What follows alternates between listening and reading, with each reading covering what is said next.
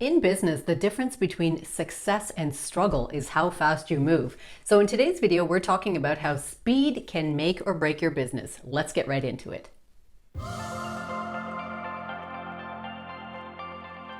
If you're new here, my name is Liz. I help coaches and consultants add video to their business. Be sure to subscribe so that you never miss any of my future content. Now, of course, as a business owner, you do need to take time to plan and research and brainstorm. So you can't just jump into decisions without doing all of that. That's a given. But what we've noticed more and more, especially with social media and online businesses becoming prevalent, is that business owners take a long time, and I mean unnecessarily long, to plan and to do all of the thinking before they actually implement what they are learning and take action. So this is how speed can really make or break your business. So in today's video, we're going to talk about a couple of the very common scenarios that today's entrepreneurs are getting stuck with and how you can overcome those. So let's jump right into it. Now, the first concept that I want to explain to you is speed to clarity. Many people, especially in the first 1 or 2 years of their business, they're spending a lot of time learning the different skills that they need for the business and brainstorming different ideas, thinking about their niche, thinking about their target market, and trying to see what others in their industry are doing. This is all relevant, it all makes sense, and it all needs to be done. But the problem comes when you spend so much time actually learning this stuff that you don't go and put an offer out there. Remember that your clarity around whether you are going to be successful with that product or service really comes from the feedback that you get from your audience. So a common thing that we see is that people spend 6 months perfecting their offer or 6 months learning the skills and watching what everyone else is doing in order to create some type of a product or service that they think is going to be great. And then it takes forever to finally launch that thing. When they launch it, they might hear crickets or they might get very sparse sales. This then starts this cycle of discouragement and feeling like they wasted all of that time and then wondering what they're going to do next.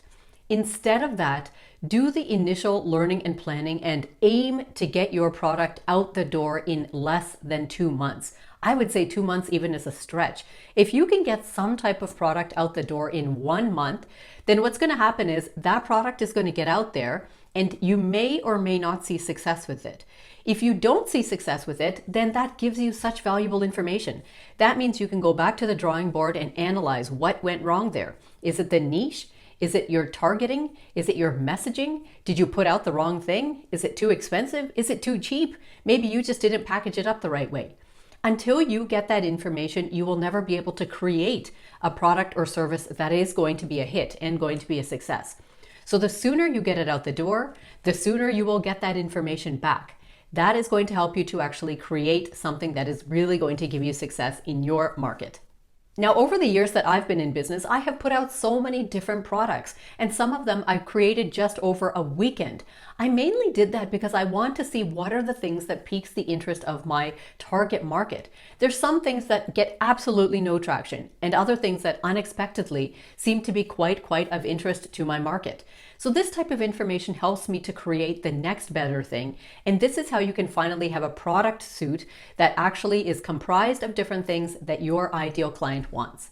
Now, the next thing that I want to talk about is the decision lag. This comes when you've been learning and studying and brainstorming and researching and doing all of the things, and now you have so many decisions in front of you that you can't pick between them. This is a very real thing, my friends. Many new entrepreneurs jump into the world of learning about their industry to the point that they just get so overwhelmed with information that it paralyzes them. I recently made a video about analysis paralysis and how this can really hold you back. Now, the issue with this is that the longer that it takes you to make a decision, there's all sorts of hidden costs associated with that. Consider that every month of your business, you are paying for different things. You might have different subscriptions and softwares and tools that you're using. So you're paying for those. You might have a VA or somebody on your staff. You're paying for that person. And all of the while, you're not making that revenue because you haven't made decisions that is going to put your offer out there. So there's all of that. And also consider for yourself that when you are not doing something and when you are taking time to actually do the thing and make the decision, your competitors are out there doing this. So the whole decision that you've got weighing on your mind and you're humming back and forth, should I do this? Should I not do it? In the meantime, your competitor is going and doing it. And now they look like the industry leader because they've now done the thing that you wanted to do all along. So there is a real cost to all of this. Think about business owners who really toy with the idea of increasing their prices. Sometimes it might take them months to come to that decision. Should I, shouldn't I? Finally, they think, okay, fine, I'm just going to increase my prices. And then their competitor goes and increases them first. Now they look like the premium option. And now we're here thinking, wow, I spent 3 months thinking about doing this. In that time, I could have just increased my prices and made that additional revenue.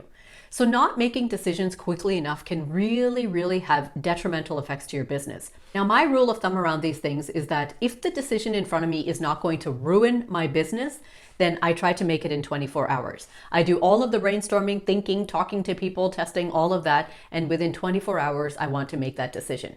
I can't tell you the number of times as an early business owner, I would agonize for months about my brand colors or my brand font or whether I use this template or that template.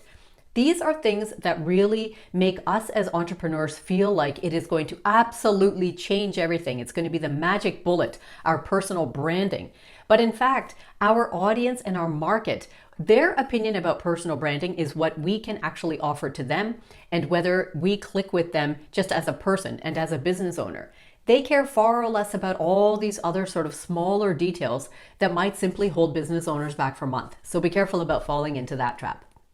Now, the next concept that isn't really talked about enough, but it actually does make a difference, is trend speed. So this is the entire idea that when there is something that is trending, that you try to be an early adopter of it and get on there quickly and make use of that trend. Now, we see this the most, of course, with social media, and this is why many entrepreneurs who are Gen X or boomers often try to shy away from getting on trends because they feel like it's such a Gen Z thing to do. But consider the fact that when you kind of jump on a trend early enough, you are getting the greatest chance of being found or gaining visibility because of that. Every single social media platform in the world prioritizes the new features that they put out. When somebody uses that new feature, they have a greater chance of being found just in general. So on the other hand, if you come around to that trend 3 months later, by then the trend is no longer a trend. So that content that you create there is probably going to flop compared to how it might have performed if you jumped on the trend earlier. Now, it doesn't even have to be things like trending audio, even though of course that's a good one. Even new features that different platforms release, like when LinkedIn finally started releasing the opportunity to create carousels, or when Instagram created notes. These are all new little features. Now, I agree that we don't sometimes have time to jump on every single new feature, and sometimes it feels like that feature is not going to be relevant to us in any way. But consider the fact that that platform has now given you a tiny window of an opportunity to make use of something that they've released, and they want to see you using it. So even if you don't think that this is a trend or a feature that you're going to be using for the rest of your life, at least try getting on it for the first couple of weeks. Just give it a chance, see if your audience might actually like it. You never know. Or it might surprisingly turn out to be a feature that you enjoy using. Or if neither of those things is true, at the very least, that platform might give you a little bit more exposure than it typically would. Now, another way that you can add speed to your business is consider having beta offers. In fact, I love beta offers. I've done this a lot. Now, this is when you create an idea, a concept, and you map out what the deliverables might be for a product or service. And then you just get ready to put it out in front of a few interested people. Now, you can really announce this as a beta offer, or you can privately approach some of your existing clients or some people who are not yet clients yet, but you know that they would be a perfect fit, and just ask them to try out this thing. Ask them to go through it. Now, when you're doing this, you don't necessarily have to build out the entire product or the service. Build out the first 30%. Get a couple of people into that and working with it and thinking about it, and ask them to give you active feedback. Now, the thing about a beta offer is that it's usually a little bit discounted from what you would normally price it, or you might even decide to give it out for free. The whole point of doing that is twofold. One is to force you to actually release the thing.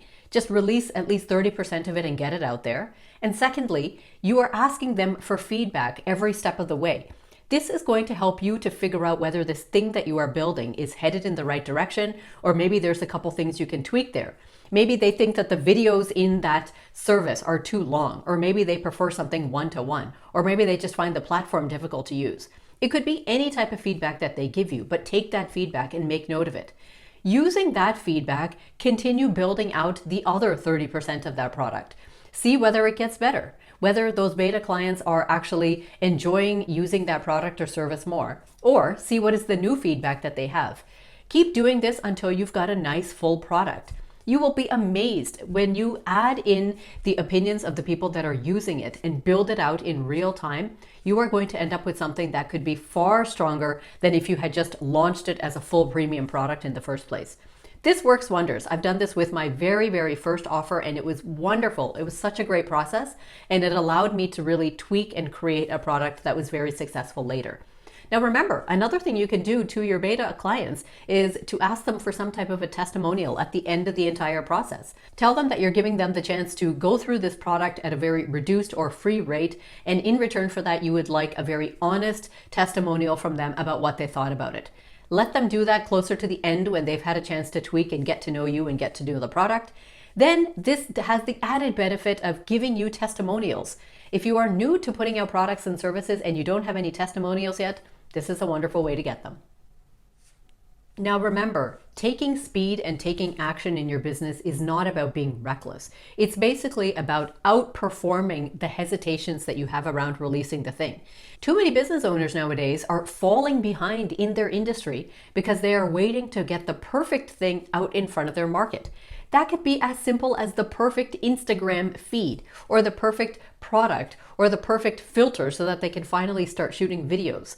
Remember, there is no big successful business in the world that started on day one with the perfect product. If you think about Apple or Tesla or Microsoft, none of them released one product back in the day and then said that was perfect and then just continued on in life like that. Every single one of them launched what they thought was good enough at that time for their market, and then used the feedback to create the next version and the next version and the next version. That's how they have become successful businesses. So entrepreneurs like you and me should learn something from these already successful businesses. Take action, take the things that you are learning, implement them within 24 hours or maximum 5 days, and put your thing out there for your audience to start enjoying. So if you like this video, I hope that you will give it a like, share it off with one of your friends. Don't forget to subscribe, because every single Tuesday, I bring you a new video teaching you how you can add video to your business. So until next time, take care.